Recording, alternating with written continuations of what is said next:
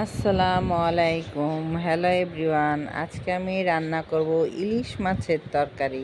প্রথমে আমি মাছগুলো হালকাভাবে ভেজে নিব, তারপরে দিয়ে দিব পেঁয়াজ, কাঁচামরিচ, ভালোভাবে ভেজে নিব। তারপর দিয়ে দিব হলুদের গুঁড়ো, মরিচের গুঁড়ো, লবণ। তারপর মশলাটা আমি ভালোভাবে ভেজে নিব, হালকা একটু পানি দিব। সাথে দিয়ে দিব কিছুটা আদা রসুন বাটা।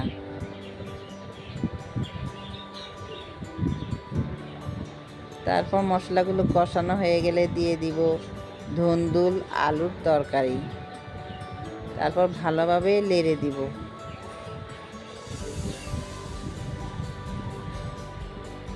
তরকারিগুলো ভালোভাবে কষানো হয়ে গেলে দিয়ে দিব কিছুটা পানি।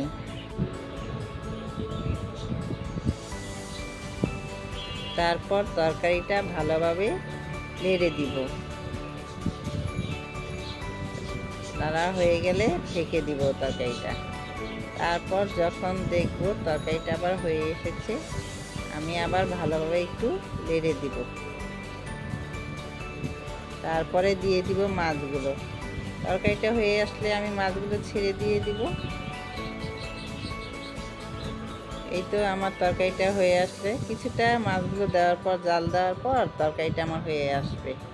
তারপর আমি নামিয়ে ফেলবো। ওকে গাইজ, আল্লাহ হাফেজ।